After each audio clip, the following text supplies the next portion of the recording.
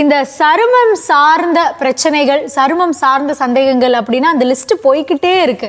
ஆனா பெரிதும் இப்போ நம்ம நிறைய பேர்கிட்ட கேள்விப்படுறது, அவங்களோட லைஃப் ஃபுல்லா ஆல் டைம் பிரச்சனையா இருக்கக்கூடியது இந்த ஸ்கின் ஃபங்கஸ், புஞ்சை தொற்று, படர்தாமரை அப்படின்னு சொல்றாங்க. இது எதனால வருது? இது வர்றதுக்கான முக்கியமான காரணங்கள் என்ன? இதற்கான தீர்வு என்ன சார்? பூஞ்சை தொற்று இப்போ நிறைய பேருக்கு இருக்குது, இந்தியாவில் நிறைய பேருக்கு. எந்த அளவு இருக்குங்கிறது முதல்ல பார்ப்போம். இப்போ வெளி நோயாளிகள் பிரிவில் பார்த்தோன்னாக்க ஒரு 100 பேஷண்ட்டை பார்த்தோன்னா 25 பேருக்கு வெறும் படர்தாமரை மட்டும்தான் வருது. அவ்வளோ பேருக்கு இருக்குது. அதனால் வர்ற பேஷண்ட்டு அவ்வளோ பேர், நிறைய லோடு நிறையா இருக்குது.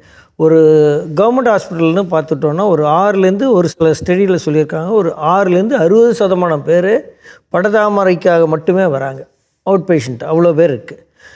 அடுத்து இதுக்காக ஒரு முக்கியமான ஒரு மாத்திரை கொடுப்போம். அந்த மாத்திரை பேர் இட்ரகோனோசோல்னு பேர். அதுதான் முக்கியமான மாத்திரை இந்த படர்தாமரைக்கான கிருமி எதனால் வருதுன்னா, அந்த ஓவரால் அந்த கிருமி பேர் டெர்மட்டோஃபைட் ஃபங்கஸ்னு சொல்லுவாங்க. டெர்மட்டோஃபைட் அப்படின்னு சொல்லுவாங்க அந்த கிருமி பேர், பூஞ்சை பேர். அந்த பூஞ்சையிலே ஸ்பெசிஃபிக்காக அதோட பேர், அது முக்கியமான கிருமியோட பேர் ட்ரைக்கோஃபைட்டான் மெட்டாகைரோஃபைட்ஸ்னு பேர். ஏன் இந்த கிருமி பேர்லாம் எதுக்கு முக்கியம்னா அதுக்கு வரேன். இந்த ட்ரைக்கோஃபைட்டான் மெட்டாகைரோஃபைட்ஸ்லேயே ஒரு ஜீனோடைப், சப்டைப் இருக்குது. ட்ரைக்கோஃபைட்டான் இண்டோடீனியான்னு பேர். ஏன்னா அதில் பாருங்கள் இந்தியா பேர் இருக்குது, இண்டோடீனியான்னு பேர் இருக்குது. இது 40 நாடுகளில் இருந்தாலும் நம்ம இந்தியா பேரை வச்சு அதுக்கு வம்புக்கு இழுக்கிறாங்க. இண்டோடீனியான்னு பேர் வச்சுருக்காங்க. அதற்கு பேர் ட்ரைக்கோஃபைட்டான் இண்டோடீனியா. அதான் முக்கியமான காரணம். அது இருக்கிறவங்க எல்லாருக்கும் என்ன காரணம்னா, இதுக்கு மாத்திரை கொடுத்தா குயிக்காக சரியாகிறது. இதுக்கு முன்னாடி இதுக்கான அந்த ஃபங்கஸ்க்காக ஒரு சில மாத்திரைகள் கொடுப்போம். முன்னாடி கொடுக்குற மாத்திரை எல்லாத்துக்கும் ரெஸ்பான்ஸு வரதில்லை, எல்லாத்துக்கும் ரெசிஸ்டன்ஸ் வந்துச்சு. ஒரே ஒரு மாத்திரைன்னு பார்த்தா இப்போதைக்கு நல்ல ரெஸ்பான்ஸ் இருக்குதுன்னா இட்ரகோனோசோல்ங்கிற மாத்திரை தான். இட்ரகோனோசோல் மாத்திரையும் இப்போதைக்கு விலையும் ஜாஸ்தி, ரொம்ப நாளுக்கு கொடுக்க வேண்டியிருக்கு. ஸோ பேஷண்ட்டுக்கு பாதிப்புகள் நிறையா இருக்குது. சார், இப்போ நீங்கள் இவ்வளோ மாத்திரையெல்லாம் சொல்கிறீங்க, ஆனால் இங்கே நம்ம என்ன பண்ணுறோன்னா ஒரே ஒரு மருந்து, அந்த க்ரீம் எடுத்து யூஸ் பண்ணிவிட்டு சரியாயிரும் அப்படின்னு நம்புகிறோம். ஆனால் அந்த க்ரீம் யூஸ் பண்ணால் பின்னாடி அது பெரும் தொற்றாக தான் மாறி இதுவாகுது. அப்படியும் நம்ம இதை யூஸ் பண்ணுறோமே, அதை பற்றி நான் சொன்ன ட்ரக்கு ரெசிஸ்டன்ஸ்னு சொல்லுவோம். இந்த மாத்திரைக்கு ரெசிஸ்டன்ஸ் இருக்கிறதுக்கு மெயின் காரணம்னாக்கா ஃபார்மசியில் ஓவர் த கவுண்டர் மெடிசன் கொடுக்குறது. பேஷண்ட்டாக வாங்கி போகிறது. அது பேஷண்ட் வாங்கி போகிற க்ரீம் எல்லாத்துலேயும் ஸ்டீராய்டு இருக்கும். அதில் பார்த்தீங்கன்னா 5 மாத்திரை இருக்குது. பேரே வரது பார்த்தா 5, 4 அப்படிங்கிற மாதிரி மாத்திரை இருக்கும் அந்த ஆயின்மெண்ட்டு. அந்த க்ரீம் அந்த இடத்துல போகிறப்ப என்னென்னா 2 விஷயம் நடக்கும். ஒன்று மாத்திரைக்கு ரெசிஸ்டன்ஸ் வரும். அடுத்து 2வது அந்த மாத்திரைக்கு ரெஸ்பான்ஸ், அந்த ஸ்டீராய்டு உள்ளுக்கு போகிறதுனால அதனால் வர பக்கவிளைகள், லோக்கலாக பக்கவிளைகள் நிறையா வரும். உடம்புலையும் அப்சார்ப் ஆக வாய்ப்பு இருக்குது. தோலில் மெலிசாகவும் தின்னாகவும் மற்ற பக்கவிளைகள் வருவதுக்கும் வாய்ப்பு இருக்குது. கொஞ்சம் என்ன காமனாக பார்க்குறது இதில் பார்ப்போம், ப்ரெட்டை ஃப்ரிட்ஜில் வைக்கலனாக்க பூசணம் பூக்குறதுன்னு சொல்லுவோம். பூஞ்சை வரும். அந்த பூஞ்சை என்ன செய்கிறோம், சரியாகணும்னா சீக்கிரமாக பூஞ்சை வராமல் இருக்குன்னா ஃப்ரிட்ஜில் வைக்கிறோம். கெட்டு போச்சுன்னா என்ன செய்கிறோம், தூக்கி போடுறோம், புது ப்ரெட் வாங்குறோம். புது ப்ரெட்டை வாங்கி திருப்பி ஃப்ரிட்ஜில் வைக்கலாம், திருப்பியும் ஃபங்கஸ் வரும். இப்போ நான் விஷயத்துக்கு வரேன். அதே மாதிரி நமக்கு வர பூஞ்சையும் அதே மாதிரி தான். பூஞ்சைக்கு வைத்தியம் பண்ணுறோம், ட்ரீட்மெண்ட் பண்ணால் சரியாகும். திரும்பி பூஞ்சை நம்ம உடம்புல வர்றதுக்கான ஏதுவான இடம் இருந்ததுன்னா திரும்பி வர வாய்ப்புகள் இருக்குது. அதனால் வைத்தியம் பண்ணிவிட்டு தொடர்ந்து பண்ண வேண்டியிருக்கும். தொடர்ந்து பண்ணி 100% 100% சரியாகிற வரைக்கும் ட்ரீட்மெண்ட்டை ஃபுல்லாக கம்ப்ளீட் பண்ணிவிட்டு அதுக்கப்புறம் நான் நிறுத்துறது நல்லது. இல்லைனா திரும்பி வரதுக்கு வாய்ப்பு இருக்குது. அது வராமல் தடுக்கணும். ட்ரீட்மெண்ட்டில் பார்த்திங்கன்னா 3 ஆஸ்பெக்ட் இருக்குது. ஒன்று ப்ரைமரி ப்ரிவென்ஷன், 2 செகண்டரி ப்ரிவென்ஷன், அப்படி டெர்ஷியர்னு சொல்லுவோம். காம்ப்ளிகேஷன் வந்தால் வைத்தியம். ப்ரைமரி ப்ரிவென்ஷனுங்கிறது என்னென்னா அந்த கிருமியை வராமல் பாதுகாக்கிறது.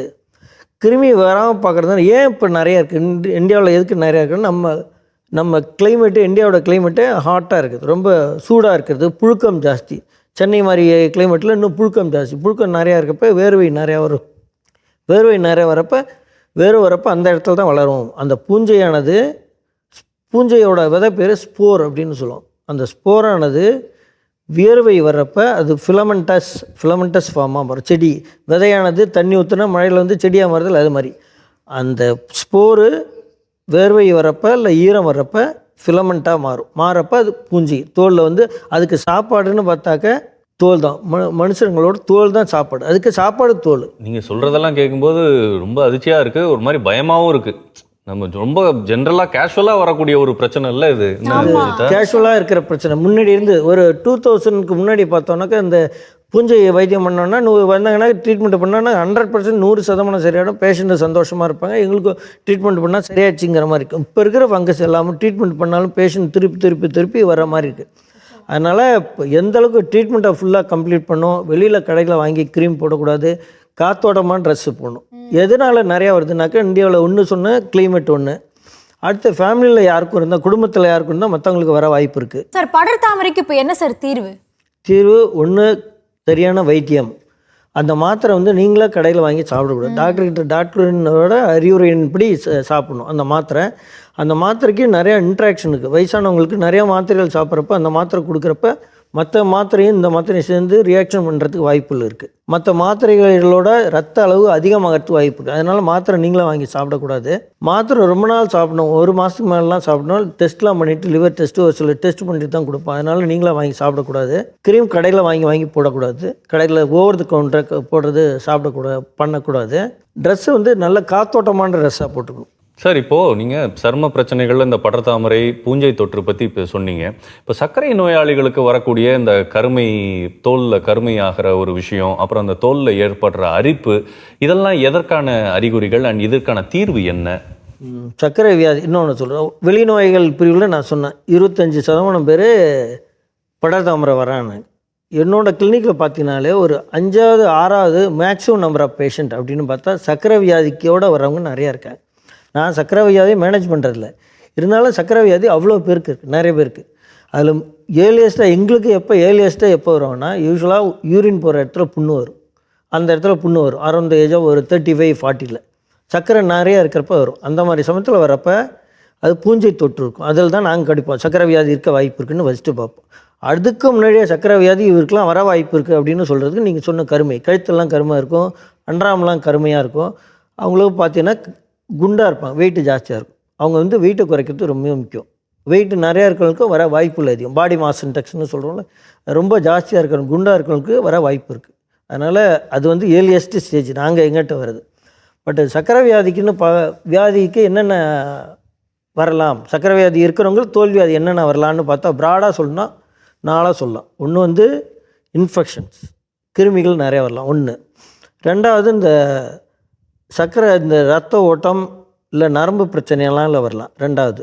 3வது சர்க்கரை வியாதி இருக்கிறவங்களுக்குன்னு ஒரு சில தோல் வியாதிகள் வரலாம். 4வதுன்னு பார்த்தா சர்க்கரை வியாதிக்கு வைத்தியம் பண்ணுறதுனால ஒரு சில வியாதிகள் வரலாம். இப்போ ஒன்றா பார்ப்போம்.